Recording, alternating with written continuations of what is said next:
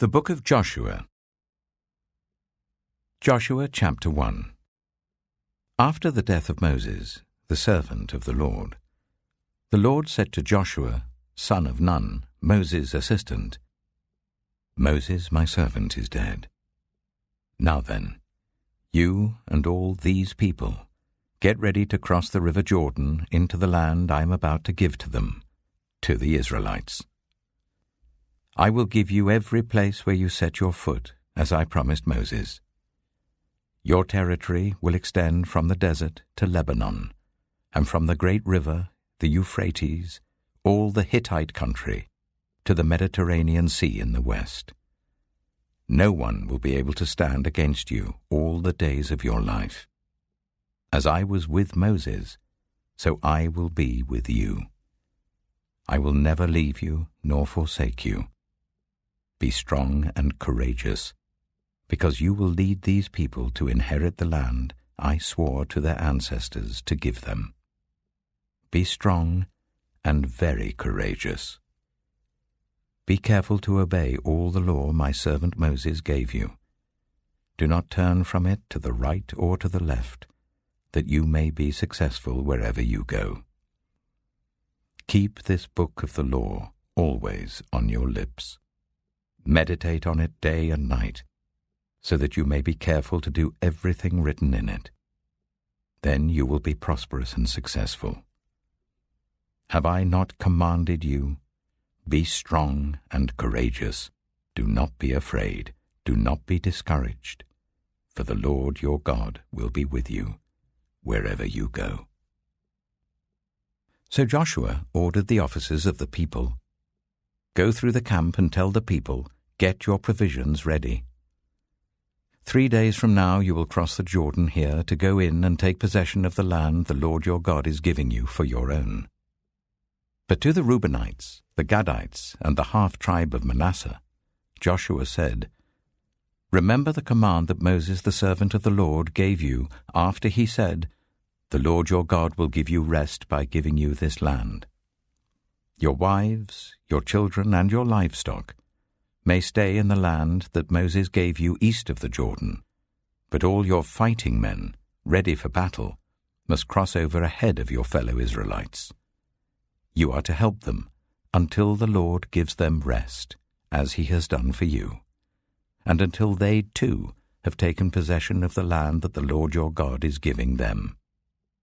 After that, you may go back and occupy your own land, which Moses, the servant of the Lord, gave you east of the Jordan, towards the sunrise.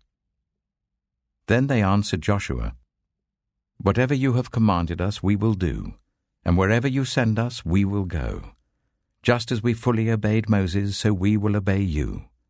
Only may the Lord your God be with you, as he was with Moses. Whoever rebels against your word and does not obey it, whatever you may command them, will be put to death. Only be strong and courageous. Joshua chapter 2. Then Joshua son of Nun secretly sent 2 spies from Shittim. Go, look over the land, he said, especially Jericho. So they went and entered the house of a prostitute named Rahab and stayed there. The king of Jericho was told, Look, some of the Israelites have come here tonight to spy out the land. So the king of Jericho sent this message to Rahab, Bring out the men who came to you and entered your house, because they have come to spy out the whole land. But the woman had taken the 2 men and hidden them. She said, Yes, the men came to me, but I did not know where they had come from. At dusk, when it was time to close the city gate, they left. I don't know which way they went. Go after them quickly. You may catch up with them. But she had taken them up to the roof and hidden them under the stalks of flax she had laid out on the roof. So the men set out in pursuit of the spies on the road that leads to the fords of the Jordan, and as soon as the pursuers had gone out, the gate was shut. Before the spies lay down for the night, she went up on the roof and said to them, I know that the Lord has given this land to you, and that a great fear of you has fallen on us, so that all who live in this country are melting in fear because of you. We have heard how the Lord dried up the water of the Red Sea for you when you came out of Egypt, and what you did to Sihon and Og, the 2 kings of the Amorites east of the Jordan, whom you completely destroyed. When we heard of it, our hearts sank, and everyone's courage failed because of you, for the Lord your God is God in heaven above and on the earth below. Now then, please swear to me by the Lord that you will show kindness to my family, because I have shown kindness to you. Give me a sure sign that you will spare the lives of my father and mother, my brothers and sisters, and all who belong to them, and that you will save us from death. Our lives for your lives, the men assured her. If you don't tell what we are doing, we will treat you kindly and faithfully when the Lord gives us the land. So she let them down by a rope through the window, for the house she lived in was part of the city wall. She said to them, "Go to the hills so that the pursuers will not find you. Hide yourselves there for 3 days until they return, and then go on your way." Now the men had said to her, "This oath you made us swear will not be binding on us unless, when we enter the land, you have tied this scarlet cord in the window through which you let us down, and unless you have brought your father and mother, your brothers, and all your family into your house. If any of them go outside your house into the street, their blood will be on their own heads. We will not be responsible. As for those who are in the house with you, their blood will be on our head if a hand is laid on them. But if you tell what we are doing, we will be released from the oath you made us swear." "Agreed," she replied. "Let it be as you say." So she sent them away, and they departed, and she tied the scarlet cord in the window. When they left, they went into the hills and stayed there 3 days, until the pursuers had searched all along the road and returned without finding them. Then the 2 men started back. They went down out of the hills, forded the river, and came to Joshua, son of Nun, and told him everything that had happened to them. They said to Joshua, "The Lord has surely given the whole land into our hands. All the people are melting in fear because of us." Joshua chapter 3. Early in the morning, Joshua and all the Israelites set out from Shittim and went to the Jordan, where they camped before crossing over. After 3 days, the officers went throughout the camp giving orders to the people. "When you see the ark of the covenant of the Lord your God, and the Levitical priests carrying it, you are to move out from your positions and follow it. Then you will know which way to go, since you have never been this way before. But keep a distance of about 2,000 cubits between you and the ark. Do not go near it." Joshua told the people, "Consecrate yourselves, for tomorrow the Lord will do amazing things among you." Joshua said to the priests, "Take up the ark of the covenant and pass on ahead of the people." So they took it up and went ahead of them. And the Lord said to Joshua, "Today I will begin to exalt you in the eyes of all Israel, so that they may know that I am with you, as I was with Moses. Tell the priests who carry the ark of the covenant, when you reach the edge of the Jordan's waters, go and stand in the river." Joshua said to the Israelites, "Come here and listen to the words of the Lord your God. This is how you will know that the living God is among you, and that he will certainly drive out before you the Canaanites, Hittites, Hivites, Perizzites, Girgashites, Amorites, and Jebusites. See, the ark of the covenant of the Lord of all the earth will go into the Jordan ahead of you. Now then, choose 12 men from the tribes of Israel, 1 from each tribe.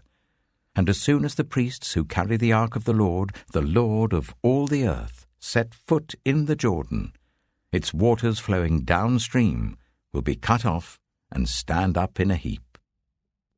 So when the people broke camp to cross the Jordan, the priests carrying the ark of the covenant went ahead of them, Now the Jordan is in flood all during harvest. Yet as soon as the priests who carried the ark reached the Jordan, and their feet touched the water's edge, the water from upstream stopped flowing. It piled up in a heap a great distance away at a town called Adam, in the vicinity of Zarethan, while the water flowing down to the sea of the Arabah, that is the Dead Sea, was completely cut off. So the people crossed over opposite Jericho. The priests who carried the Ark of the Covenant of the Lord stopped in the middle of the Jordan and stood on dry ground, while all Israel passed by until the whole nation had completed the crossing on dry ground. Joshua chapter 4.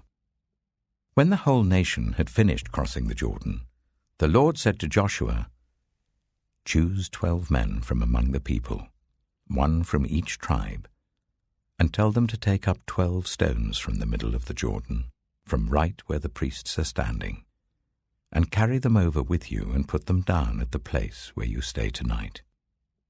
So Joshua called together the 12 men he had appointed from the Israelites, 1 from each tribe, and said to them, "Go over before the ark of the Lord your God into the middle of the Jordan. Each of you is to take up a stone on his shoulder, according to the number of the tribes of the Israelites, to serve as a sign among you. In the future, when your children ask you, 'What do these stones mean?' tell them that the flow of the Jordan was cut off before the ark of the covenant of the Lord. When it crossed the Jordan, the waters of the Jordan were cut off. These stones are to be a memorial to the people of Israel forever." So the Israelites did as Joshua commanded them.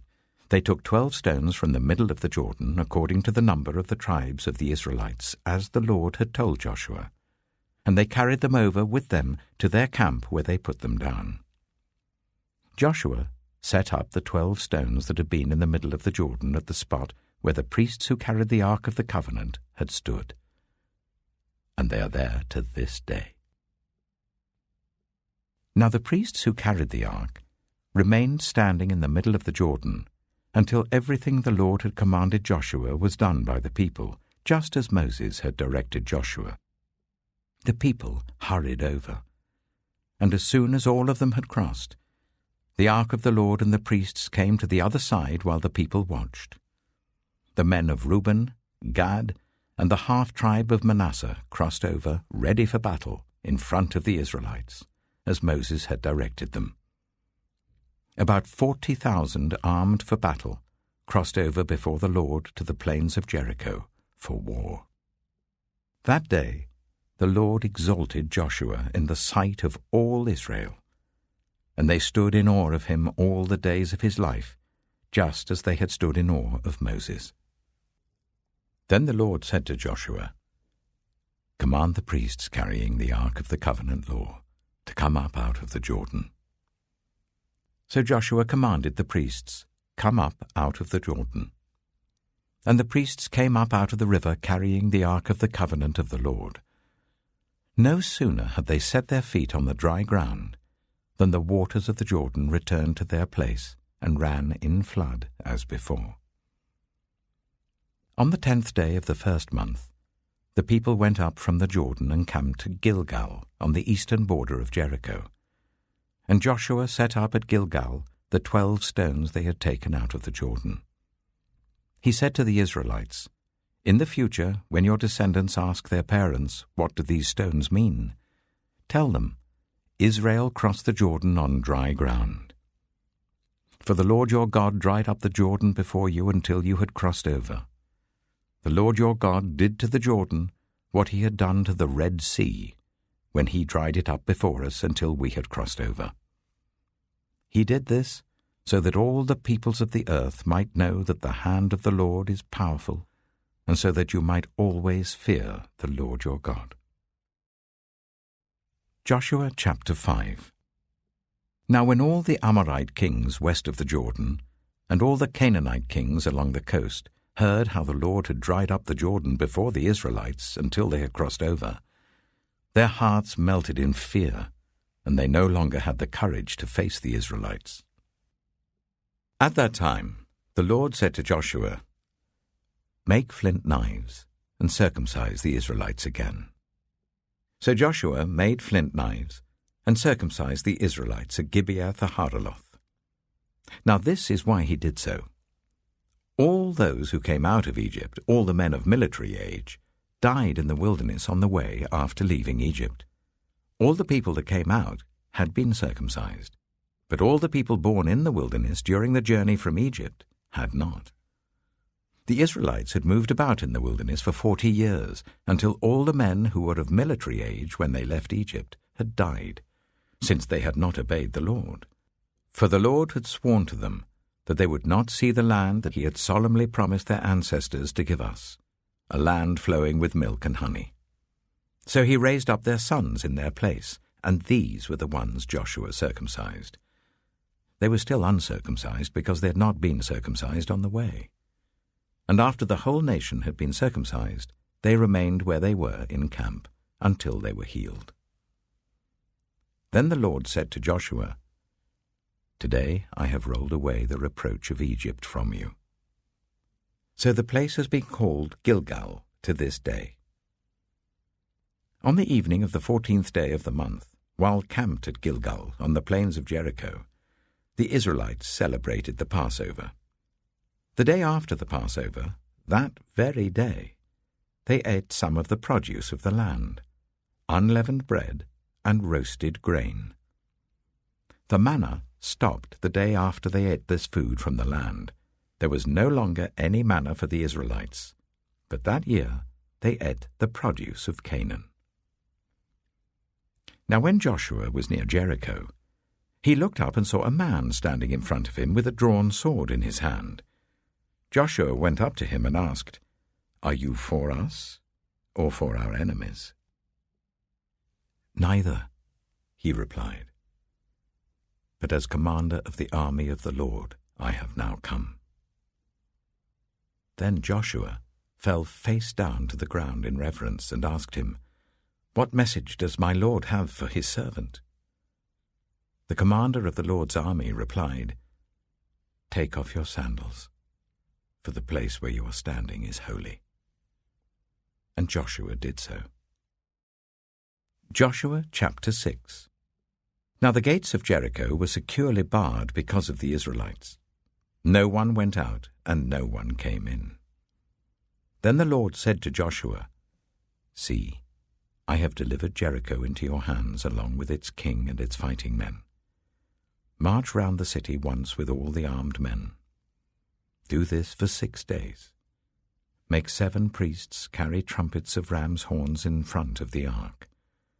On the 7th day, march round the city 7 times, with the priests blowing the trumpets.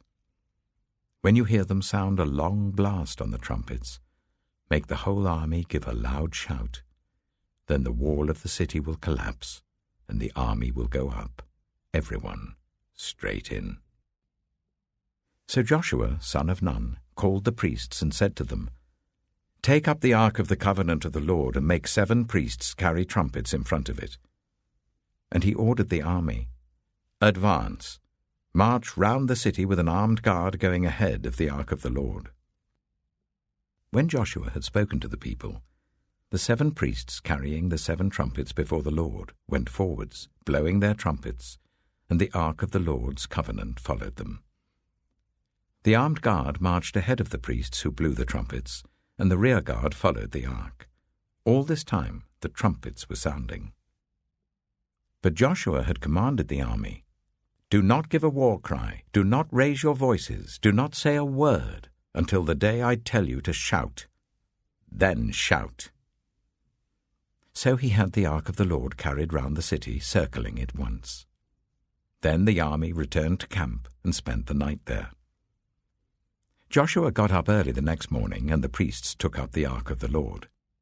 The 7 priests carrying the 7 trumpets went forwards, marching before the ark of the Lord and blowing the trumpets. The armed men went ahead of them, and the rear guard followed the ark of the Lord while the trumpets kept sounding. So on the 2nd day they marched round the city once and returned to the camp. They did this for 6 days. On the 7th day They got up at daybreak and marched round the city 7 times in the same manner, except that on that day they circled the city 7 times. The 7th time round, when the priests sounded the trumpet blast, Joshua commanded the army, "Shout, for the Lord has given you the city." The city and all that is in it are to be devoted to the Lord. Only Rahab the prostitute and all who are with her in her house shall be spared, because she hid the spies we sent. But keep away from the devoted things, so that you will not bring about your own destruction by taking any of them. Otherwise you will make the camp of Israel liable to destruction and bring trouble on it. All the silver and gold and the articles of bronze and iron are sacred to the Lord and must go into his treasury. When the trumpet sounded, the army shouted, and at the sound of the trumpet, when the men gave a loud shout, the wall collapsed. So everyone charged straight in, and they took the city. They devoted the city to the Lord, and destroyed with the sword every living thing in it, men and women, young and old, cattle, sheep, and donkeys.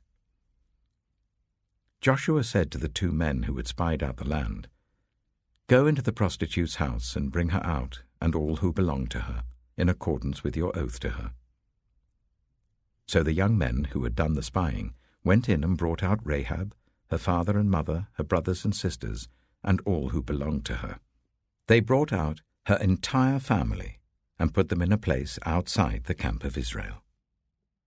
Then they burned the whole city and everything in it, but they put the silver and gold and the articles of bronze and iron into the treasury of the Lord's house. But Joshua spared Rahab the prostitute, with her family and all who belonged to her, because she hid the men Joshua had sent as spies to Jericho, and she lives among the Israelites to this day. At that time Joshua pronounced this solemn oath: "Cursed before the Lord is the one who undertakes to rebuild this city, Jericho. At the cost of his firstborn son he will lay its foundations. At the cost of his youngest he will set up its gates." So the Lord was with Joshua, and his fame spread throughout the land. Joshua chapter 7. But the Israelites were unfaithful in regard to the devoted things. Achan, son of Carmi, the son of Zimri, the son of Zerah, of the tribe of Judah, took some of them. So the Lord's anger burned against Israel. Now Joshua sent men from Jericho to Ai, which is near Beth-aven, to the east of Bethel, and told them, "Go up and spy out the region." So the men went up and spied out Ai. When they returned to Joshua, they said, "Not all the army will have to go up against Ai. Send 2,000 or 3,000 men to take it, and do not weary the whole army, for only a few people live there." So about 3,000 went up. But they were routed by the men of Ai, who killed about 36 of them. They chased the Israelites from the city gate as far as the stone quarries, and struck them down on the slopes. At this, the hearts of the people melted in fear and became like water. Then Joshua tore his clothes and fell face down to the ground before the ark of the Lord, remaining there till evening. The elders of Israel did the same and sprinkled dust on their heads. And Joshua said, "Alas, sovereign Lord, why did you ever bring this people across the Jordan to deliver us into the hands of the Amorites to destroy us? If only we had been content to stay on the other side of the Jordan. Pardon your servant, Lord. What can I say now that Israel has been routed by its enemies? The Canaanites and the other people of the country will hear about this, and they will surround us and wipe out our name from the earth. What then will you do for your own great name?" The Lord said to Joshua, "Stand up. What are you doing down on your face? Israel has sinned. They have violated my covenant which I commanded them to keep. They have taken some of the devoted things. They have stolen, they have lied, they have put them with their own possessions. That is why the Israelites cannot stand against their enemies. They turn their backs and run, because they have been made liable to destruction. I will not be with you any more, unless you destroy whatever among you is devoted to destruction. Go, consecrate the people. Tell them, consecrate yourselves in preparation for tomorrow, for this is what the Lord, the God of Israel, says. There are devoted things among you, Israel. You cannot stand against your enemies until you remove them. In the morning, present yourselves tribe by tribe. The tribe that the Lord chooses shall come forward, clan by clan. The clan that the Lord chooses shall come forward, family by family. And the family that the Lord chooses shall come forward, man by man. Whoever is caught with the devoted things shall be destroyed by fire, along with all that belongs to him. He has violated the covenant of the Lord and has done an outrageous thing in Israel. Early the next morning Joshua made Israel come forward by tribes, and Judah was chosen. The clans of Judah came forward, and the Zerhites were chosen. He made the clan of the Zerhites come forward by families, and Zimri was chosen. Joshua made his family come forward man by man, and Achan, son of Carmi, the son of Zimri, the son of Zerah, of the tribe of Judah, was chosen. Then Joshua said to Achan, My son, give glory to the Lord, the God of Israel, and honor him. Tell me what you have done. Do not hide it from me. Achan replied, It is true. I have sinned against the Lord, the God of Israel. This is what I have done. When I saw in the plunder a beautiful robe from Babylonia, 200 shekels of silver and a bar of gold weighing 50 shekels, I coveted them and took them. They are hidden in the ground inside my tent with the silver underneath. So Joshua sent messengers, and they ran to the tent, and there it was, hidden in his tent with the silver underneath. They took the things from the tent, brought them to Joshua and all the Israelites, and spread them out before the Lord. Then Joshua, together with all Israel, took Achan, son of Zerah, the silver, the robe, the gold bar, his sons and daughters, his cattle, donkeys and sheep, his tent, and all that he had, to the valley of Achor. Joshua said, Why have you brought this trouble on us? The Lord will bring trouble on you today. Then all Israel stoned him, and after they had stoned the rest, they burned them. Over Achan they heaped up a large pile of rocks, which remains to this day. Then the Lord turned from his fierce anger. Therefore that place has been called the Valley of Achor ever since. Joshua chapter 8. Then the Lord said to Joshua, Do not be afraid, do not be discouraged. Take the whole army with you and go up and attack Ai. For I have delivered into your hands the king of Ai, his people, his city, and his land.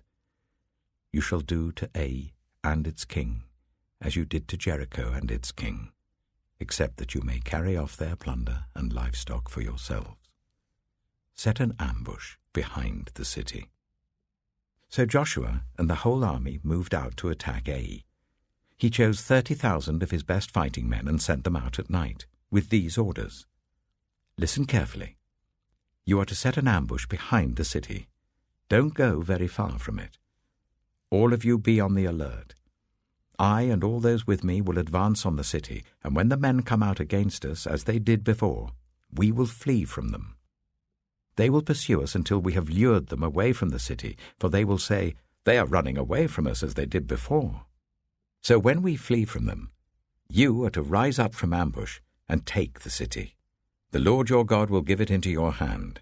When you have taken the city, set it on fire. Do what the Lord has commanded. See to it. You have my orders. Then Joshua sent them off, and they went to the place of ambush and lay in wait between Bethel and Ai, to the west of Ai.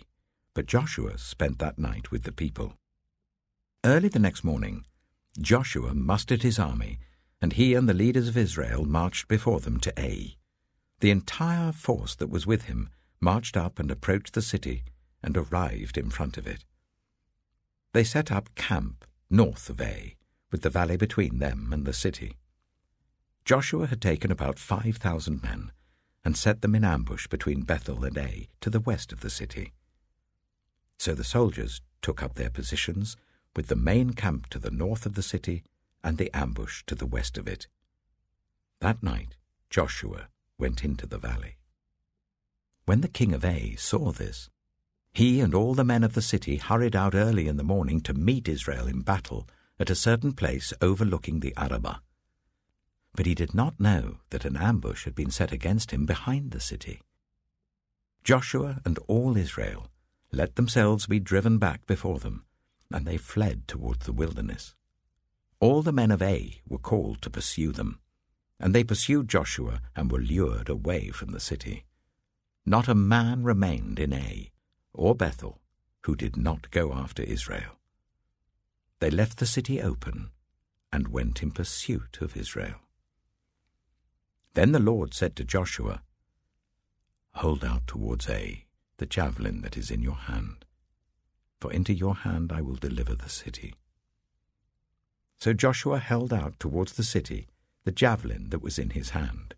As soon as he did this, the men in the ambush rose quickly from their position and rushed forward. They entered the city and captured it and quickly set it on fire. The men of Ai looked back and saw the smoke of the city rising up into the sky, but they had no chance to escape in any direction. The Israelites who had been fleeing towards the wilderness had turned back against their pursuers. For when Joshua and all Israel saw that the ambush had taken the city and that smoke was going up from the city, they turned round and attacked the men of Ai. Those in the ambush also came out of the city against them, so that they were caught in the middle with Israelites on both sides. Israel cut them down, leaving them neither survivors nor fugitives. But they took the king of Ai alive and brought him to Joshua. When Israel had finished killing all the men of Ai in the fields and in the wilderness where they had chased them, and when every one of them had been put to the sword, all the Israelites returned to Ai and killed those who were in it. 12,000 men and women fell that day, all the people of Ai. For Joshua did not draw back the hand that held out his javelin until he had destroyed all who lived in Ai. But Israel did carry off for themselves the livestock and plunder of this city, as the Lord had instructed Joshua. So Joshua burned Ai and made it a permanent heap of ruins, a desolate place to this day. He impaled the body of the king of Ai on a pole and left it there until evening. At sunset, Joshua ordered them to take the body from the pole and throw it down at the entrance of the city gate. And they raised a large pile of rocks over it, which remains to this day. Then Joshua built on Mount Ebal an altar to the Lord, the God of Israel, as Moses the servant of the Lord had commanded the Israelites. He built it according to what is written in the book of the law of Moses, an altar of uncut stones, on which no iron tool had been used. On it they offered to the Lord burnt offerings and sacrificed fellowship offerings. There, in the presence of the Israelites, Joshua wrote on stones a copy of the law of Moses. All the Israelites, with their elders, officials, and judges, were standing on both sides of the Ark of the Covenant of the Lord, facing the Levitical priests who carried it. Both the foreigners living among them and the native-born were there. Half of the people stood in front of Mount Gerizim, and half of them in front of Mount Ebal, as Moses the servant of the Lord had formerly commanded, when he gave instructions to bless the people of Israel. Afterwards Joshua read all the words of the law, the blessings and the curses, just as it is written in the book of the law. There was not a word of all that Moses had commanded that Joshua did not read to the whole assembly of Israel, including the women and children and the foreigners who lived among them. Joshua chapter 9. Now when all the kings west of the Jordan heard about these things, the kings in the hill country, in the western foothills, and along the entire coast of the Mediterranean Sea as far as Lebanon, the kings of the Hittites, Amorites, Canaanites, Perizzites, Hivites, and Jebusites. They came together to wage war against Joshua and Israel. However, when the people of Gibeon heard what Joshua had done to Jericho and Ai, they resorted to a ruse.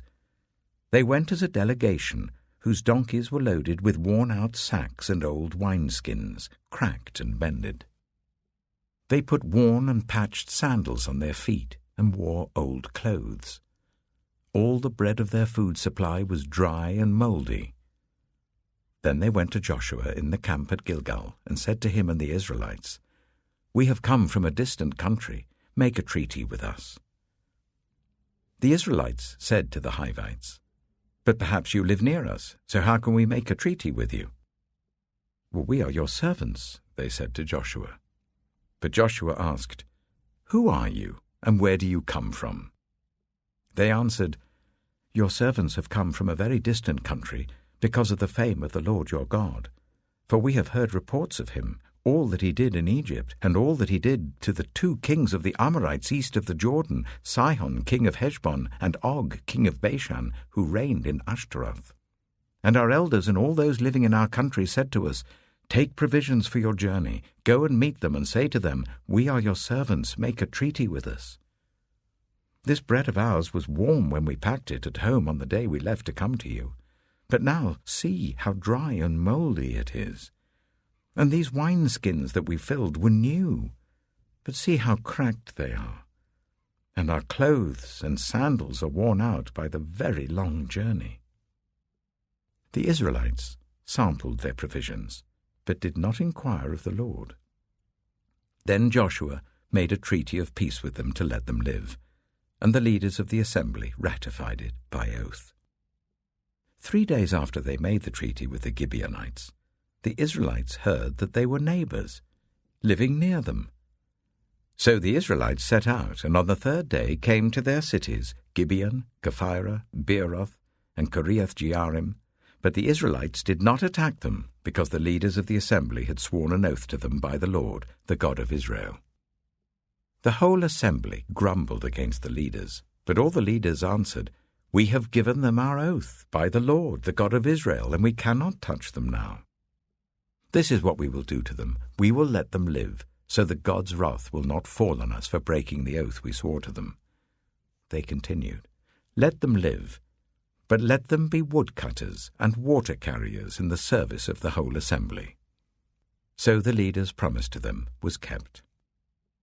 Then Joshua summoned the Gibeonites and said, "Why did you deceive us by saying, 'We live a long way from you,' while actually you live near us? You are now under a curse. You will never be released from service as woodcutters and water carriers for the house of my God." They answered Joshua, "Your servants were clearly told how the Lord your God had commanded his servant Moses to give you the whole land and to wipe out all its inhabitants from before you. So we feared for our lives because of you, and that is why we did this. We are now in your hands. Do to us whatever seems good and right to you." So Joshua saved them from the Israelites, and they did not kill them. That day he made the Gibeonites woodcutters and water carriers for the assembly, to provide for the needs of the altar of the Lord at the place the Lord would choose. And that is what they are to this day. Joshua chapter 10. Now Adoni-Zedek, king of Jerusalem, heard that Joshua had taken Ai and totally destroyed it, doing to Ai and its king as he had done to Jericho and its king, and that the people of Gibeon had made a treaty of peace with Israel and had become their allies. He and his people were very much alarmed at this, because Gibeon was an important city, like one of the royal cities. It was larger than Ai, and all its men were good fighters. So Adoni-Zedek, king of Jerusalem, appealed to Hoham, king of Hebron, Piram, king of Jarmuth, Japhiah, king of Lachish, and Debir, king of Eglon. "Come up and help me attack Gibeon," he said, "because it has made peace with Joshua and the Israelites." Then the 5 kings of the Amorites, the kings of Jerusalem, Hebron, Jarmuth, Lachish, and Eglon, joined forces. They moved up with all their troops and took up positions against Gibeon and attacked it. The Gibeonites then sent word to Joshua in the camp at Gilgal, "Do not abandon your servants. Come up to us quickly and save us. Help us, because all the Amorite kings from the hill country have joined forces against us." So Joshua marched up from Gilgal with his entire army, including all the best fighting men. The Lord said to Joshua, "Do not be afraid of them. I have given them into your hand. Not one of them will be able to withstand you." After an all-night march from Gilgal, Joshua took them by surprise. The Lord threw them into confusion before Israel, so Joshua and the Israelites defeated them completely at Gibeon. Israel pursued them all along the road going up to Beth-horon, and cut them down all the way to Azekah and Makkedah. As they fled before Israel on the road down from Beth-horon to Azekah, the Lord hurled large hailstones down on them, and more of them died from the hail than were killed by the swords of the Israelites. On the day the Lord gave the Amorites over to Israel, Joshua said to the Lord in the presence of Israel, "Sun, stand still over Gibeon, and you, moon, over the valley of Ajalon." So the sun stood still, and the moon stopped, till the nation avenged itself on its enemies, as it is written in the book of Jasher. The sun stopped in the middle of the sky and delayed going down about a full day. There has never been a day like it before or since, a day when the Lord listened to a human being. Surely the Lord was fighting for Israel. Then Joshua returned with all Israel to the camp at Gilgal. Now the 5 kings had fled and hidden in the cave at Makkedah. When Joshua was told that the 5 kings had been found hiding in the cave at Makkedah, he said, "Roll large rocks up to the mouth of the cave and post some men there to guard it. But don't stop. Pursue your enemies. Attack them from the rear, and don't let them reach their cities, for the Lord your God has given them into your hand." So Joshua and the Israelites defeated them completely, but a few survivors managed to reach their fortified cities. The whole army then returned safely to Joshua in the camp at Makkedah, and no one uttered a word against the Israelites. Joshua said, "Open the mouth of the cave and bring those 5 kings out to me." So they brought the 5 kings out of the cave, the kings of Jerusalem, Hebron, Jarmuth, Lachish, and Eglon. When they had brought these kings to Joshua, he summoned all the men of Israel and said to the army commanders who had come with him, "Come here and put your feet on the necks of these kings." So they came forward and placed their feet on their necks. Joshua said to them, "Do not be afraid, do not be discouraged. Be strong and courageous. This is what the Lord will do to all the enemies you are going to fight." Then Joshua put the kings to death and exposed their bodies on 5 poles, and they were left hanging on the poles until evening. At sunset, Joshua gave the order, and they took them down from the poles and threw them into the cave where they had been hiding. At the mouth of the cave, they placed large rocks, which are there to this day. That day, Joshua took Makkedah. He put the city and its king to the sword and totally destroyed everyone in it. He left no survivors, and he did to the king of Makkedah as he had done to the king of Jericho. Then Joshua and all Israel with him moved on from Makkedah to Libnah and attacked it. The Lord also gave that city and its king into Israel's hand. The city and everyone in it Joshua put to the sword. He left no survivors there, and he did to its king as he had done to the king of Jericho. Then Joshua and all Israel with him moved on from Libnah to Lachish. He took up positions against it and attacked it. The Lord gave Lachish into Israel's hands, and Joshua took it on the 2nd day. The city and everyone in it he put to the sword, just as he had done to Libnah. Meanwhile, Horam, king of Gezer, had come up to help Lachish, but Joshua defeated him and his army until no survivors were left. Then Joshua and all Israel with him moved on from Lachish to Eglon.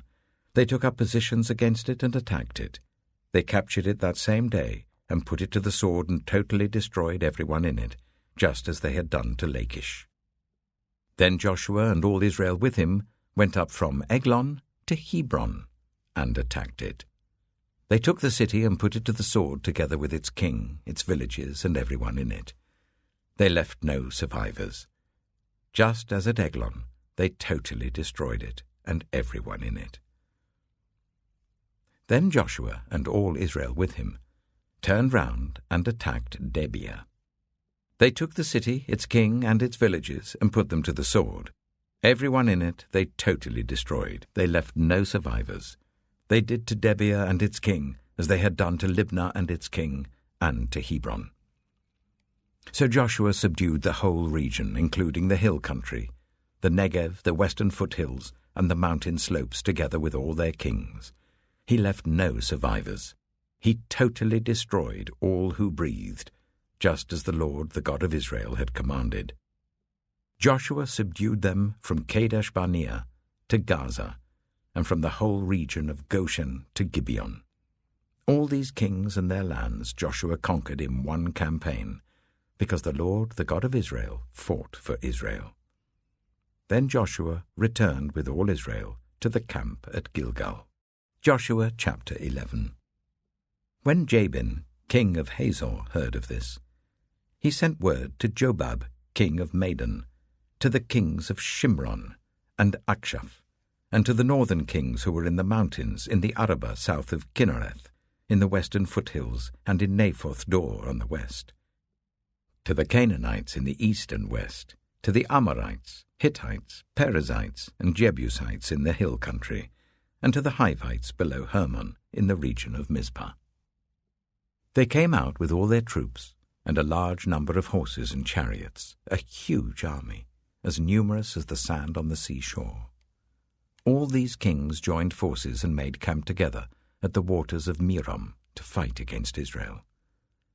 The Lord said to Joshua, "Do not be afraid of them, because by this time tomorrow I will hand all of them, slain, over to Israel. You are to hamstring their horses and burn their chariots." So Joshua and his whole army came against them suddenly at the waters of Merom and attacked them, and the Lord gave them into the hand of Israel. They defeated them and pursued them all the way to Greater Sidon, to Misrephoth Maim, and to the valley of Mizpah on the east, until no survivors were left. Joshua did to them as the Lord had directed. He hamstrung their horses and burned their chariots. At that time Joshua turned back and captured Hazor and put its king to the sword. Hazor had been the head of all these kingdoms. Everyone in it they put to the sword. They totally destroyed them, not sparing anyone that breathed, and he burned Hazor itself. Joshua took all these royal cities and their kings and put them to the sword. He totally destroyed them, as Moses, the servant of the Lord, had commanded. Yet Israel did not burn any of the cities built on their mounds, except Hazor, which Joshua burned. The Israelites carried off for themselves all the plunder and livestock of these cities, but all the people they put to the sword until they completely destroyed them, not sparing anyone that breathed. As the Lord commanded his servant Moses, so Moses commanded Joshua, and Joshua did it. He left nothing undone of all that the Lord commanded Moses. So Joshua took this entire land, the hill country, all the Negev, the whole region of Goshen, the western foothills, the Arabah, and the mountains of Israel with their foothills, from Mount Halak, which rises towards Seir, to Baal-Gad in the valley of Lebanon below Mount Hermon. He captured all their kings and put them to death. Joshua waged war against all these kings for a long time. Except for the Hivites living in Gibeon, not one city made a treaty of peace with the Israelites, who took them all in battle. For it was the Lord himself who hardened their hearts to wage war against Israel, so that he might destroy them totally, exterminating them without mercy, as the Lord had commanded Moses. At that time Joshua went and destroyed the Anakites from the hill country, from Hebron, Debir, and Anab, from all the hill country of Judah, and from all the hill country of Israel. Joshua totally destroyed them and their towns. No Anakites were left in Israelite territory. Only in Gaza, Gath, and Ashdod did any survive. So Joshua took the entire land, just as the Lord had directed Moses, and he gave it as an inheritance to Israel, according to their tribal divisions. Then the land had rest from war. Joshua chapter 12. These are the kings of the land whom the Israelites had defeated, and whose territory they took over east of the Jordan, from the Arnon Gorge to Mount Hermon, including all the eastern side of the Arabah. Sihon, king of the Amorites, who reigned in Heshbon. He ruled from Aroer on the rim of the Arnon Gorge, from the middle of the gorge to the river Jabbok, which is the border of the Ammonites. This included half of Gilead. He also ruled over the eastern Arabah, from the Sea of Galilee to the Sea of Arabah, that is the Dead Sea, to Beth Jeshimoth, and then southward below the slopes of Pisgah. And the territory of Og, king of Bashan, one of the last of the Rephaites, who reigned in Ashtaroth and Edrei. He ruled over Mount Hermon, Salakah, all of Bashan, to the border of the people of Geshur and Maacah, and half of Gilead to the border of Sihon, king of Heshbon. Moses, the servant of the Lord, and the Israelites conquered them. And Moses, the servant of the Lord, gave their land to the Reubenites, the Gadites, and the half-tribe of Manasseh, to be their possession. Here is a list of the kings of the land that Joshua and the Israelites conquered on the west side of the Jordan, from Baal-Gad in the valley of Lebanon to Mount Halak, which rises towards Seir. Joshua gave their lands as an inheritance to the tribes of Israel according to their tribal divisions. The lands included the hill country, the western foothills, the Arabah, the mountain slopes, the wilderness, and the Negev. These were the lands of the Hittites, Amorites, Canaanites, Perizzites, Hivites, and Jebusites. These were the kings. The king of Jericho, 1. The king of Ai, near Bethel, 1. The king of Jerusalem, 1. The king of Hebron, 1.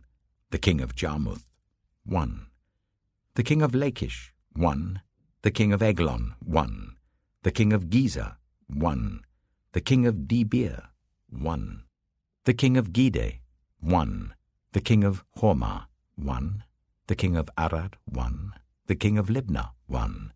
The king of Adullam, 1. The king of Makkedah, 1. The king of Bethel, 1. The king of Tappuah, 1. The king of Hepher, 1. The king of Aphek, 1. The king of Lasharon, 1. The king of Madon, 1. The king of Hazor, 1. The king of Shimron-Meron, 1. The king of Akshaph, 1. The king of Teanach, 1. The king of Megiddo, 1. The king of Kedesh, 1. The king of Jokneam in Carmel, 1. The king of Dor in Naphoth Dor, 1. The king of Goyim in Gilgal, 1. The king of Tirzah, 1. 31 kings in all. Joshua chapter 13. When Joshua had grown old, the Lord said to him, "You are now very old, and there are still very large areas of land to be taken over. This is the land that remains, all the regions of the Philistines and Geshurites, from the river Shihor on the east of Egypt to the territory of Ekron in the north, all of it counted as Canaanite, though held by 5 Philistine rulers in Gaza, Ashdod, Ashkelon, Gath, and Ekron, the territory of the Avites on the south, all the land of the Canaanites, from Arah of the Sidonians, as far as Aphek and the border of the Amorites, the area of Byblos, and all Lebanon to the east, from Baal-Gad below Mount Hermon to Lebo Hamath. As for all the inhabitants of the mountain regions from Lebanon to Mishrephoth-Maim, that is all the Sidonians, I myself will drive them out before the Israelites. Be sure to allocate this land to Israel for an inheritance as I have instructed you, and divide it as an inheritance among the 9 tribes and half of the tribe of Manasseh. The other half of Manasseh, the Reubenites and the Gadites, had received the inheritance that Moses had given them east of the Jordan, as he, the servant of the Lord, had assigned it to them. It extended from Aroer, on the rim of the Arnon Gorge, and from the town in the middle of the gorge, and included the whole plateau of Medeba as far as Dibon, and all the towns of Sihon, king of the Amorites, who ruled in Heshbon, out to the border of the Ammonites. It also included Gilead, the territory of the people of Geshur, and Maacah, all of Mount Hermon, and all Bashan, as far as Salekah. That is, the whole kingdom of Og in Bashan, who had reigned in Ashtaroth and Edrei. He was the last of the Rephaites. Moses had defeated them and taken over their land, but the Israelites did not drive out the people of Geshur and Maacah, so they continue to live among the Israelites to this day. But to the tribe of Levi he gave no inheritance, since the food offerings presented to the Lord, the God of Israel, are their inheritance as he promised them. This is what Moses had given to the tribe of Reuben according to its clans. The territory from Aroer, on the rim of the Arnon Gorge, and from the town in the middle of the gorge, and the whole plateau past Medeba to Heshbon, and all its towns on the plateau, including Dibon, Bamoth Baal, Beth Baal Meon, Jehaz, Kedemoth, Mephaath, Kiriathaim, Sibmah, Zereth Shehar on the hill in the valley, Beth Peor, the slopes of Pisgah, and Beth Jeshimoth. All the towns on the plateau, and the entire realm of Sihon, king of the Amorites, who ruled at Heshbon. Moses had defeated him and the Midianite chiefs, Evi, Rechem, Zur, Hur, and Reba, princes allied with Sihon, who lived in that country. In addition to those slain in battle, the Israelites had put to the sword Balaam son of Beor, who practiced divination. The boundary of the Reubenites was the bank of the Jordan. These towns and their villages were the inheritance of the Reubenites according to their clans. This is what Moses had given to the tribe of Gad according to its clans. The territory of Jazer, all the towns of Gilead and half the Ammonite country, as far as Aroer near Rabbah, and from Heshbon to Ramath Mizpah and Betonim, and from Mahanaim to the territory of Debir. And in the valley, Beth Haram, Beth Nimrah, Succoth, and Zaphon, with the rest of the realm of Sihon, king of Heshbon, the east side of the Jordan, the territory up to the end of the Sea of Galilee. These towns and their villages were the inheritance of the Gadites according to their clans. This is what Moses had given to the half-tribe of Manasseh, that is, to half the family of the descendants of Manasseh according to its clans. The territory extending from Mahanaim and including all of Bashan, the entire realm of Og, king of Bashan, all the settlements of Jair in Bashan, 60 towns, half of Gilead and Ashtaroth and Edrei, the royal cities of Og in Bashan. This was for the descendants of Machir, son of Manasseh, for half of the sons of Machir according to their clans.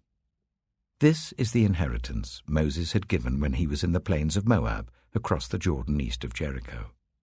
But to the tribe of Levi, Moses had given no inheritance. The Lord, the God of Israel, is their inheritance, as he promised them. Joshua chapter 14. Now these are the areas the Israelites received as an inheritance in the land of Canaan, which Eleazar the priest, Joshua son of Nun, and the heads of the tribal clans of Israel allotted to them. Their inheritances were assigned by lot to the 9½ tribes, as the Lord had commanded through Moses. Moses had granted the 2½ tribes their inheritance east of the Jordan, but had not granted the Levites an inheritance among the rest, for Joseph's descendants had become 2 tribes, Manasseh and Ephraim. The Levites received no share of the land, but only towns to live in, with pasture lands for their flocks and herds. So the Israelites divided the land, just as the Lord had commanded Moses. Now the people of Judah approached Joshua at Gilgal, and Caleb, son of Jephunneh the Kenizzite, said to him, You know what the Lord said to Moses, the man of God, at Kadesh-barnea about you and me. I was 40 years old when Moses, the servant of the Lord, sent me from Kadesh-barnea to explore the land. And I brought him back a report according to my convictions. But my fellow Israelites who went up with me made the hearts of the people sink. I, however, followed the Lord my God wholeheartedly. So on that day Moses swore to me, "The land on which your feet have walked will be your inheritance, and that of your children forever, because you have followed the Lord my God wholeheartedly." Now then, just as the Lord promised, he has kept me alive for 45 years since the time he said this to Moses, while Israel moved about in the wilderness. So here I am today, 85 years old. I am still as strong today as the day Moses sent me out. I'm just as vigorous to go out to battle now as I was then. Now give me this hill country that the Lord promised me that day. You yourself heard then that the Anakites were there, and their cities were large and fortified. But the Lord helping me, I will drive them out, just as he said.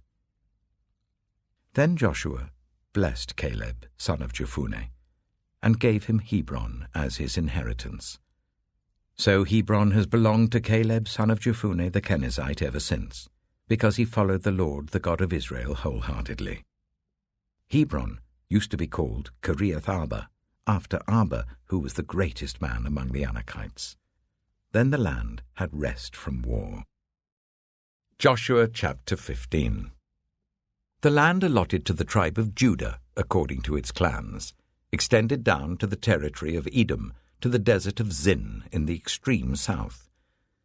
Their southern boundary started from the bay at the southern end of the Dead Sea, crossed south of Scorpion Pass, continued on to Zin, and went over to the south of Kadesh-barnea. Then it ran past Hezron, up to Adar, and curved round to Karka. It then passed along to Azmon and joined the Wadi of Egypt, ending at the Mediterranean Sea. This is their southern boundary. The eastern boundary is the Dead Sea, as far as the mouth of the Jordan. The northern boundary started from the bay of the sea at the mouth of the Jordan, went up to Beth Hoglah, and continued north of Beth Arabah to the stone of Bohan, son of Reuben. The boundary then went up to Debir from the valley of Achor, and turned north to Gilgal, which faces the pass of Adumim, south of the gorge. It continued along to the waters of En-Shemesh, and came out at En-Rogel. Then it ran up the valley of Ben-Hinnom, along the southern slope of the Jebusite city, that is, Jerusalem. From there it climbed to the top of the hill west of the Hinnom valley, at the northern end of the valley of Rephaim. From the hilltop, the boundary headed towards the spring of the waters of Nephtoah, came out of the towns of Mount Ephron, and went down towards Baalah, that is, Kiriath-Jearim. Then it curved westward from Baalah to Mount Seir, ran along the northern slope of Mount Jearim, that is, Kesalon, continued down to Beth Shemesh, and crossed to Timnah. It went to the northern slope of Ekron, turned towards Shikkeron, passed along to Mount Baalah, and reached Jabneel. The boundary ended at the sea. The western boundary is the coastline of the Mediterranean Sea.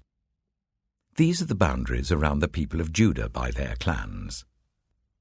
In accordance with the Lord's command to him, Joshua gave to Caleb, son of Jephunneh, a portion in Judah, Kiriath-arba, that is, Hebron. Arba was the forefather of Anak. From Hebron, Caleb drove out the three Anakites, Shishai, Ahiman, and Talmai, the sons of Anak. From there he marched against the people living in Debir, formerly called Kiriath-Sephir, and Caleb said, "I will give my daughter Aksah in marriage to the man who attacks and captures Kiriath-Sephir." Othniel, son of Kenaz, Caleb's brother, took it. So Caleb gave his daughter Aksah to him in marriage. One day when she came to Othniel, she urged him to ask her father for a field. When she got off her donkey, Caleb asked her, "What can I do for you?" She replied, "Do me a special favor. Since you have given me land in the Negev, give me also springs of water." So Caleb gave her the upper and lower springs. This is the inheritance of the tribe of Judah, according to its clans.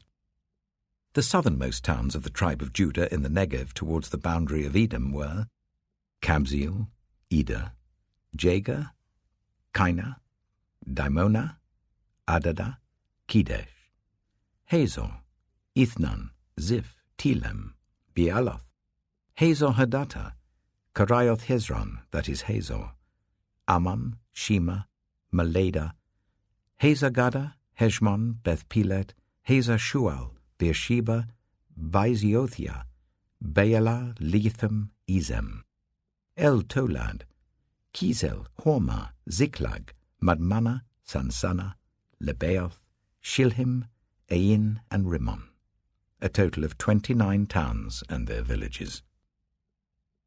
In the western foothills, Eshtaol, Zorah, Ashna, Zanoah, and Ganim, Tapua, Enam, Jarmuth, Adullam, Soko, Asika, Shearaim, Adithaim, and Gedera, or Gederothaim, 14 towns and their villages.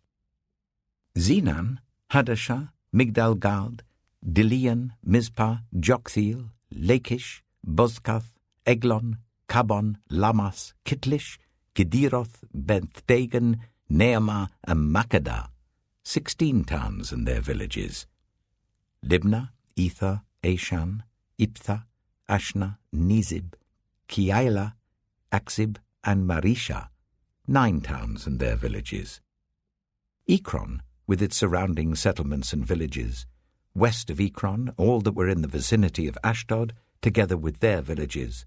Ashdod, its surrounding settlements and villages, and Gaza, its settlements and villages as far as the Wadi of Egypt and the coastline of the Mediterranean Sea.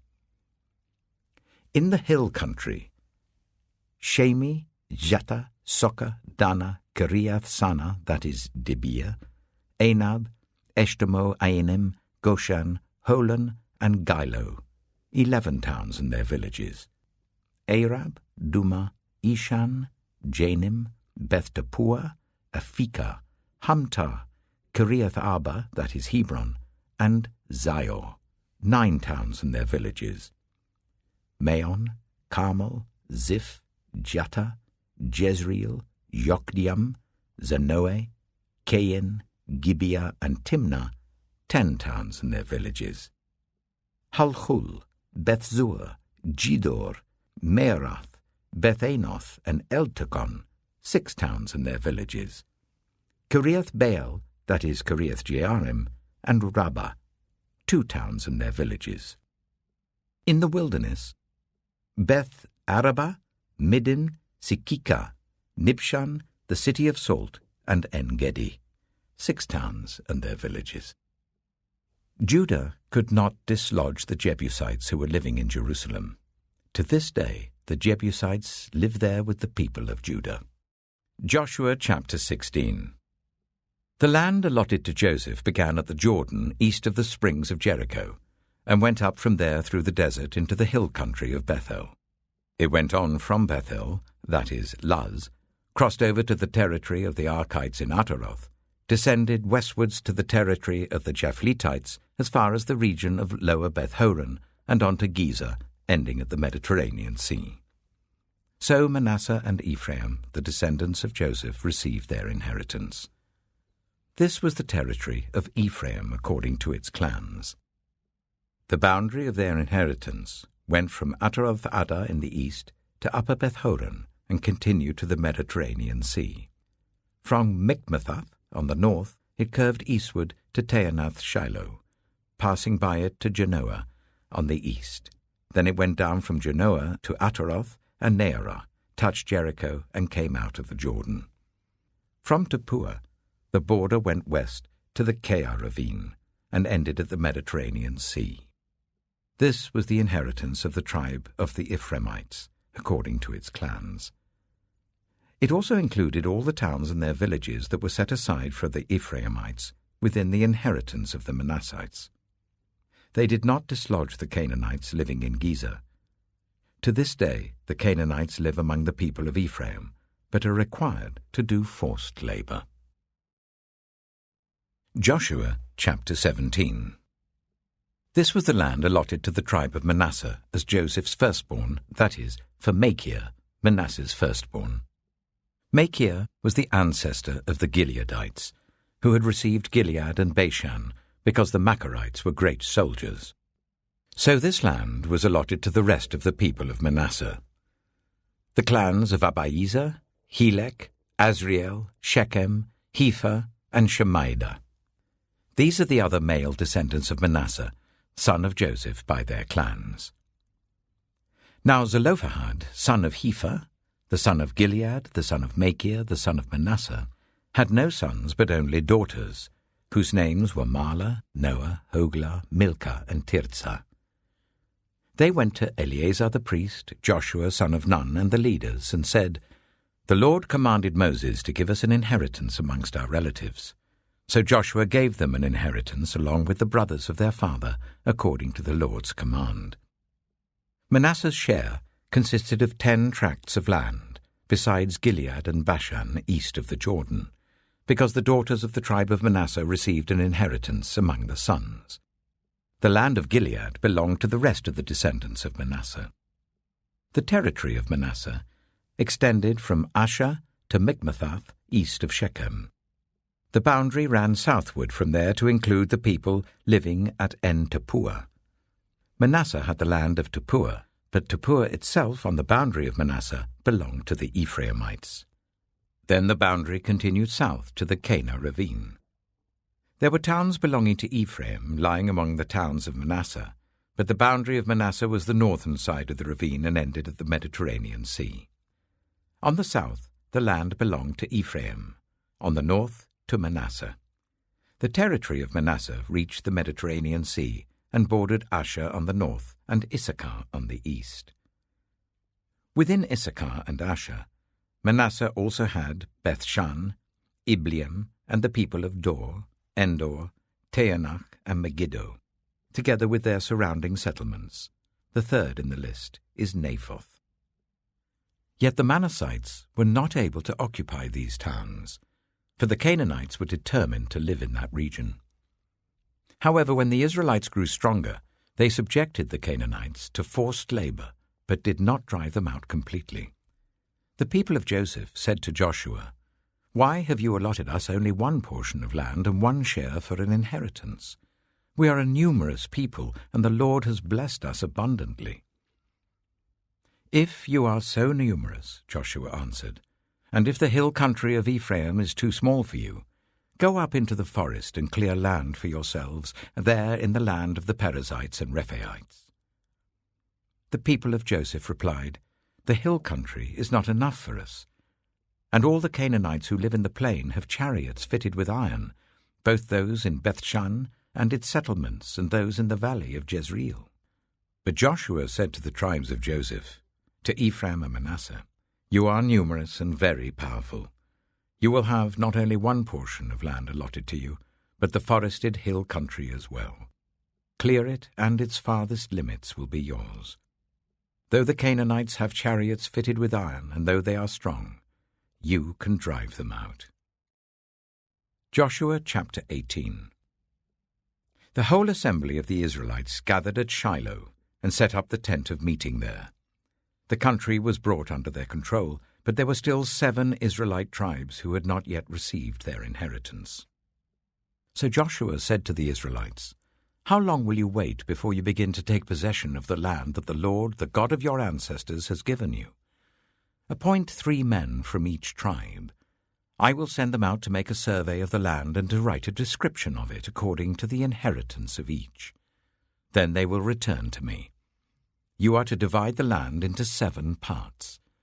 Judah is to remain in its territory on the south, and the tribes of Joseph in their territory on the north. After you have written descriptions of the 7 parts of the land, bring them here to me, and I will cast lots for you in the presence of the Lord our God. The Levites, however, do not get a portion among you, because the priestly service of the Lord is their inheritance. And Gad, Reuben, and the half-tribe of Manasseh have already received their inheritance on the east side of the Jordan. Moses, the servant of the Lord, gave it to them. As the men started on their way to map out the land, Joshua instructed them, "Go and make a survey of the land and write a description of it. Then return to me, and I will cast lots for you here at Shiloh in the presence of the Lord." So the men left and went through the land. They wrote its description on a scroll, town by town, in 7 parts, and returned to Joshua in the camp at Shiloh. Joshua then cast lots for them in Shiloh in the presence of the Lord, and there he distributed the land to the Israelites according to their tribal divisions. The first lot came up for the tribe of Benjamin according to its clans. Their allotted territory lay between the tribes of Judah and Joseph. On the north side, their boundary began at the Jordan, passed the northern slope of Jericho, and headed west into the hill country, coming out at the wilderness of Beth-aven. From there it crossed to the south slope of Luz, that is Bethel, and went down to Ataroth-adah, on the hill south of Lower Beth-horon. From the hill facing Beth-horon on the south, the boundary turned south along the western side and came out at Kiriath-baal, that is Kiriath-jearim, a town of the people of Judah. This was the western side. The southern side began at the outskirts of Kiriath-jearim on the west, and the boundary came out at the spring of the waters of Nephtoah. The boundary went down to the foot of the hill facing the valley of Ben-Hinnom, north of the valley of Rephaim. It continued down the Hinnom valley along the southern slope of the Jebusite city, and so to En-rogel. It then curved north, went to En-shemesh, continued to Geliloth, which faces the pass of Adumim, and ran down to the stone of Bohan son of Reuben. It continued to the northern slope of Beth-arabah, and on down into the Arabah. It then went to the northern slope of Beth-hoglah, and came out at the northern bay of the Dead Sea, at the mouth of the Jordan in the south. This was the southern boundary. The Jordan formed the boundary on the eastern side. These were the boundaries that marked out the inheritance of the clans of Benjamin on all sides. The tribe of Benjamin, according to its clans, had the following cities: Jericho, Beth-hoglah, Emek-keziz, Beth-arabah, Zimraim, Bethel, Avim, Parah, Ophrah, Kepha-ammoni, Ophni, and Geba, 12 towns and their villages. Gibeon, Ramah, Beeroth, Mizpah, Kephirah, Motzah, Rechem, Urpiel, Taralah, Zelah, Haeleph, the Jebusite city, that is Jerusalem, Gibeah and Kiriath, 14 towns and their villages. This was the inheritance of Benjamin for its clans. Joshua chapter 19. The second lot came out for the tribe of Simeon according to its clans. Their inheritance lay within the territory of Judah. It included Beersheba, or Sheba, Maledah, Hazashuel, Bala, Itzem, Eltolad, Bethel, Hormah, Ziklag, Beth-marcaboth, Hazazuzah, Beth-lebaoth, and Sharuhen, 13 towns and their villages. Ain, Rimmon, Ether, and Ashon, 4 towns and their villages, and all the villages around these towns as far as Baalath-beer, Ramah in the Negev. This was the inheritance of the tribe of the Simeonites according to its clans. The inheritance of the Simeonites was taken from the share of Judah, because Judah's portion was more than they needed. So the Simeonites received their inheritance within the territory of Judah. The third lot came up for Zebulun according to its clans. The boundary of their inheritance went as far as Sarid. Going west, it ran to Maralah, touched Jabesheth, and extended to the ravine near Jokneam. It turned east from Sarid towards the sunrise to the territory of Kisloth-Tabor, and went on to Dabarath and up to Japhiah. Then it continued eastward to Gath-hepher and Eth-kazin. It came out at Rimmon and turned towards Neah. There the boundary went round on the north to Hanathon and ended at the valley of Iptha-el. Included were Katath, Nahalal, Shimron, Idalah, and Bethlehem. There were 12 towns and their villages. These towns and their villages were the inheritance of Zebulun according to its clans. The fourth lot came out for Issachar according to its clans. Their territory included Jezreel, Kesaloth, Shunem, Hapharaim, Shion, Anharath, Rabbith, Kishion, Ebeth, Remeth, Enganim, Enhada, and Beth Pazez. The boundary touched Tabor, Shahazuma, and Beth Shemesh, and ended at the Jordan. There were 16 towns and their villages. These towns and their villages were the inheritance of the tribe of Issachar according to its clans. The fifth lot came out for the tribe of Asher according to its clans. Their territory included Helkath, Halai, Beaton, Akshaph, Alamelech, Amad, and Mishal. On the west, the boundary touched Carmel and Shihor-Libnath. It then turned east towards Beth-Dagon, touched Zebulun and the valley of Ipthael, and went north to Beth-Emek and Nahiel, passing Kabul on the left. It went to Abdon, Rehob, Hammon, and Kana, as far as Greater Sidon. The boundary then turned back towards Ramah and went to the fortified city of Tyre, turned towards Hussah, and came out at the Mediterranean Sea in the region of Akzib, Ammah, Aphek, and Rehob. There were 22 towns and their villages. These towns and their villages were the inheritance of the tribe of Asher according to its clans. The sixth lot came out for Naphtali according to its clans. Their boundary went from Heleph and the large tree at Zeananim, passing Adami-Nekeb and Jabneel to Lakam, and ending at the Jordan. The boundary ran west through Aznoth-Tabor and came out at Hukkok. It touched Zebulun on the south, Asher on the west, and the Jordan on the east. The fortified cities were Ziddim, Zer, Hamath, Rakath, Kinnereth, Adama, Ramah, Hazor, Kedesh, Edrei, En-Hazor, Iron, Migdal-El, Horem, Beth-Anath, and Beth-Shemesh. There were 19 towns and their villages. These towns and their villages were the inheritance of the tribe of Naphtali according to its clans. The seventh lot came out for the tribe of Dan according to its clans. The territory of their inheritance included Zorah, Eshtaol, Shemesh, Shealabin, Ajalon, Ithla, Elon, Timnah, Ekron, Elteke, Gibbethon, Baalath, Jehud, Bene-Berak, Gath-Rimmon, Mijakon, and Rakon, with the area facing Joppa.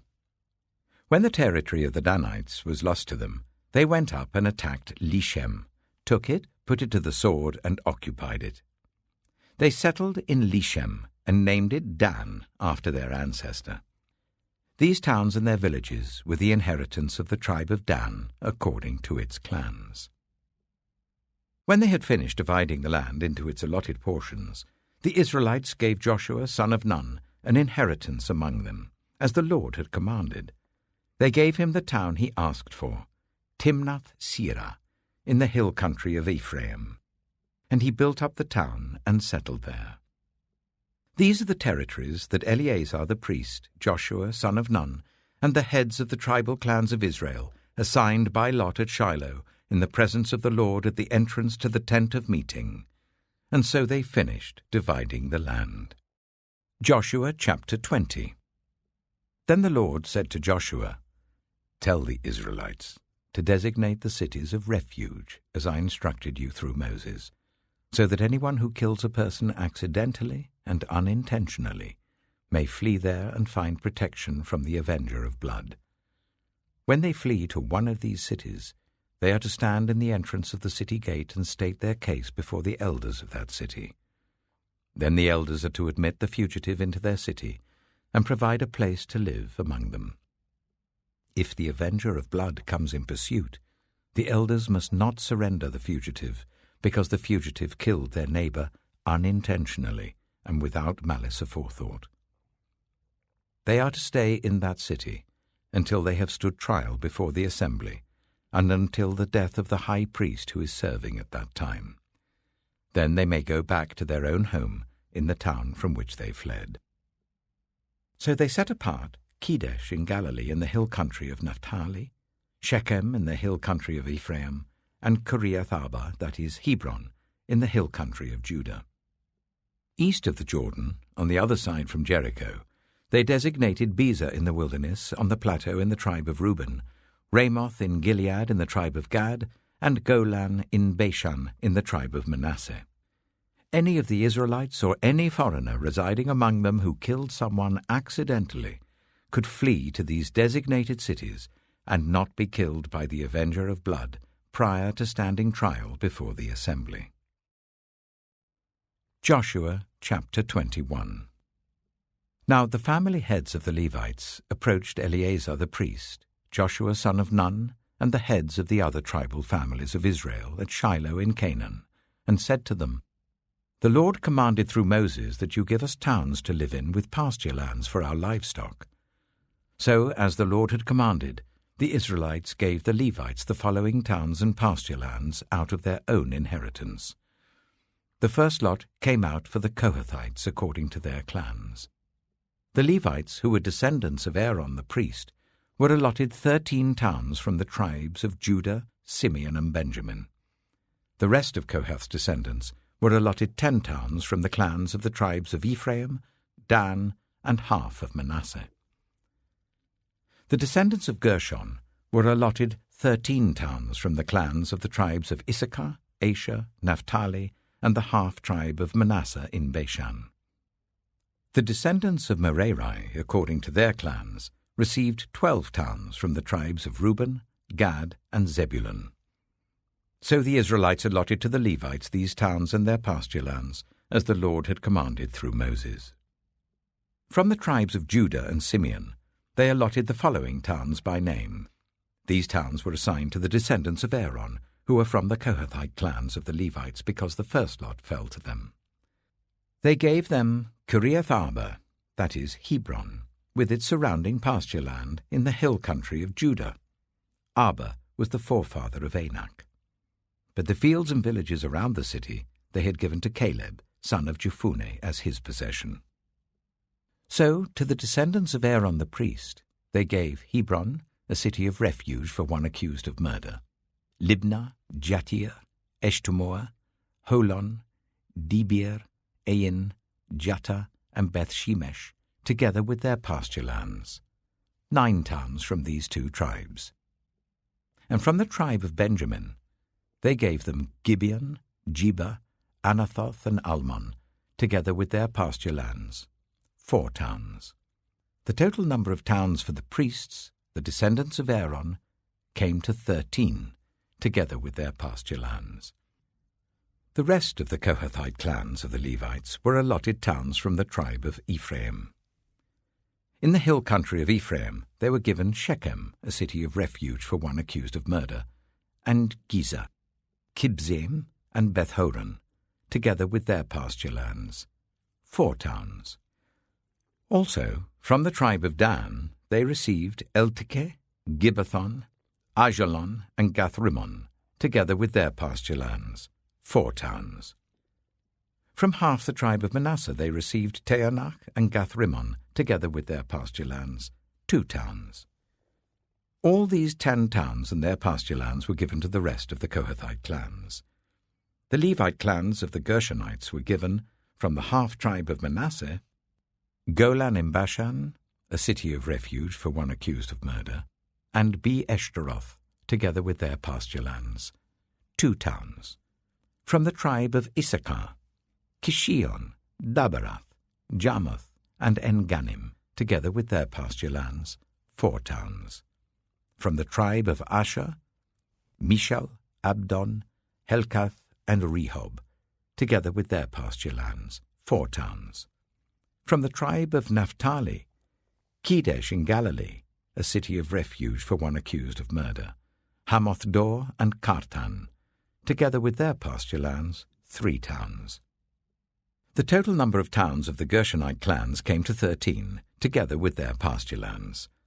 The Merarite clans, the rest of the Levites, were given from the tribe of Zebulun, Jokneam, Karta, Dimnah, and Nahalal, together with their pasture lands, 4 towns.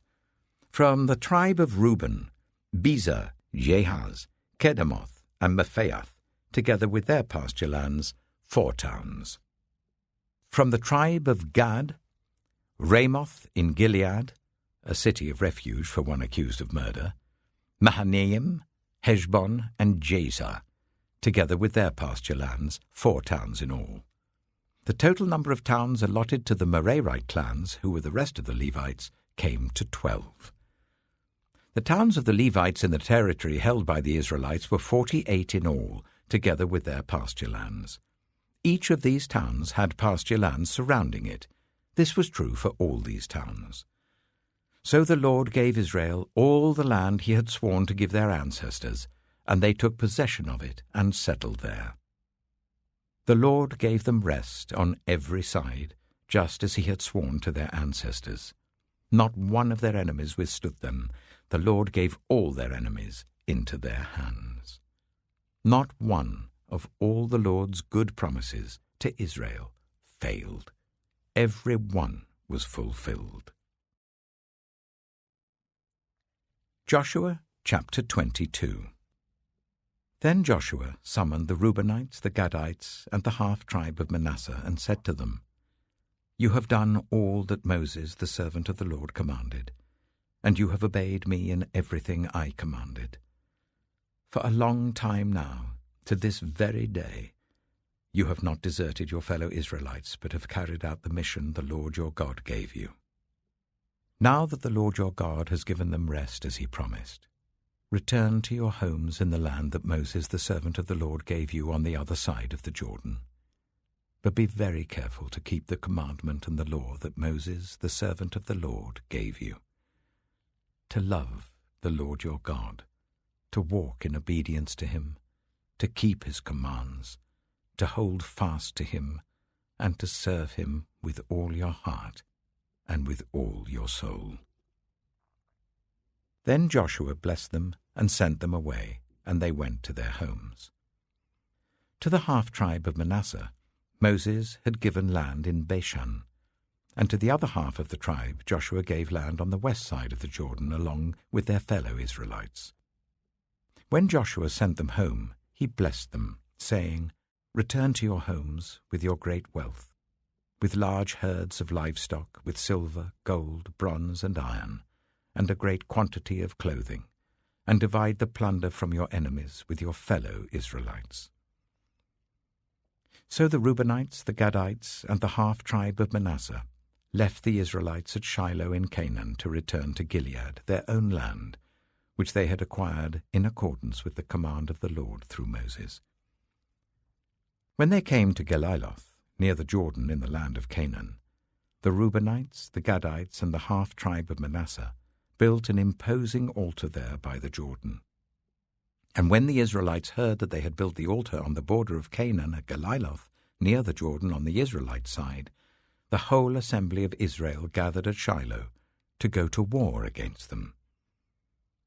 So the Israelites sent Phinehas, son of Eleazar the priest, to the land of Gilead, to Reuben, Gad, and the half-tribe of Manasseh. With him they sent 10 of the chief men, one from each of the tribes of Israel, each the head of a family division among the Israelite clans. When they went to Gilead, to Reuben, Gad, and the half-tribe of Manasseh, they said to them, The whole assembly of the Lord says, How could you break faith with the God of Israel like this? How could you turn away from the Lord and build yourselves an altar in rebellion against him now? Was not the sin of Peor enough for us? Up to this very day we have not cleansed ourselves from that sin, even though a plague fell on the community of the Lord. And are you now turning away from the Lord? If you rebel against the Lord today, tomorrow he will be angry with the whole community of Israel. If the land you possess is defiled, come over to the Lord's land, where the Lord's tabernacle stands, and share the land with us. But do not rebel against the Lord or against us by building an altar for yourselves, other than the altar of the Lord our God. When Achan, son of Zerah, was unfaithful in regard to the devoted things, did not wrath come on the whole community of Israel? He was not the only one who died for his sin. Then Reuben, Gad, and the half-tribe of Manasseh replied to the heads of the clans of Israel, The mighty one, God the Lord, the mighty one, God The Lord, He knows. And let Israel know. If this has been in rebellion or disobedience to the Lord, do not spare us this day. If we have built our own altar to turn away from the Lord and to offer burnt offerings and grain offerings, or to sacrifice fellowship offerings on it, may the Lord Himself call us to account. No, we did it for fear that some day your descendants might say to ours, "What do you have to do with the Lord, the God of Israel? The Lord has made the Jordan a boundary between us and you. You Reubenites and Gadites, you have no share in the Lord." So your descendants might cause ours to stop fearing the Lord. That is why we said, "Let us get ready and build an altar," but not for burnt offerings or sacrifices. On the contrary, it is to be a witness between us and you and the generations that follow, that we will worship the Lord at His sanctuary with our burnt offerings, sacrifices, and fellowship offerings. Then in the future your descendants will not be able to say to ours, "You have no share in the Lord." And we said, if they ever say this to us, or to our descendants, we will answer, "Look at the replica of the Lord's altar, which our ancestors built, not for burnt offerings and sacrifices, but as a witness between us and you." Far be it from us to rebel against the Lord and turn away from Him today by building an altar for burnt offerings, grain offerings, and sacrifices, other than the altar of the Lord our God that stands before His tabernacle. When Phinehas, the priest, and the leaders of the community, the heads of the clans of the Israelites, heard what Reuben, Gad, and Manasseh had to say, they were pleased. And Phinehas, son of Eleazar the priest, said to Reuben, Gad, and Manasseh, "Today we know that the Lord is with us, because you have not been unfaithful to the Lord in this matter. Now you have rescued the Israelites from the Lord's hand."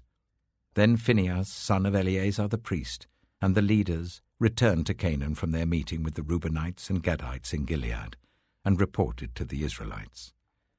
They were glad to hear the report and praised God, and they talked no more about going to war against them to devastate the country where the Reubenites and the Gadites lived.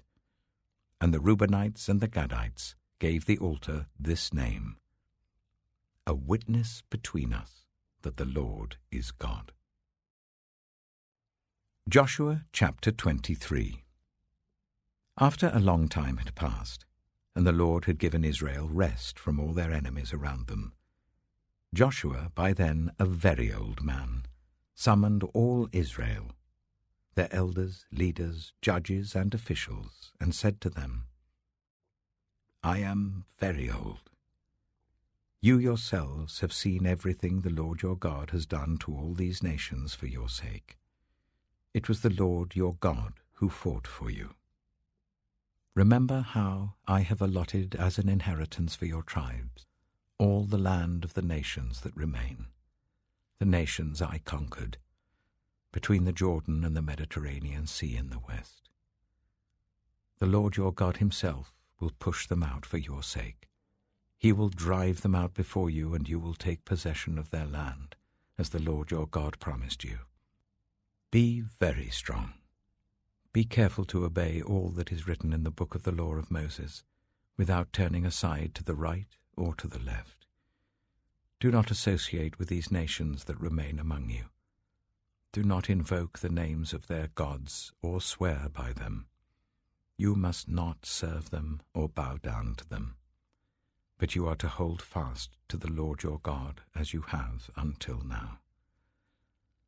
The Lord has driven out before you great and powerful nations. To this day no one has been able to withstand you. One of you routs 1,000, because the Lord your God fights for you just as He promised. So be very careful to love the Lord your God. But if you turn away and ally yourselves with the survivors of these nations that remain among you, and if you intermarry with them and associate with them, then you may be sure that the Lord your God will no longer drive out these nations before you. Instead, they will become snares and traps for you, whips on your backs and thorns in your eyes, until you perish from this good land which the Lord your God has given you. Now I am about to go the way of all the earth.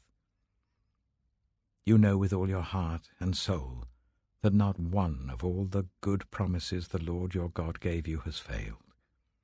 Every promise has been fulfilled, not one has failed. But just as all the good things the Lord your God has promised you have come to you, so he will bring on you all the evil things he has threatened, until the Lord your God has destroyed you from this good land he has given you. If you violate the covenant of the Lord your God which he commanded you, and go and serve other gods and bow down to them, the Lord's anger will burn against you, and you will quickly perish from the good land he has given you. Joshua chapter 24.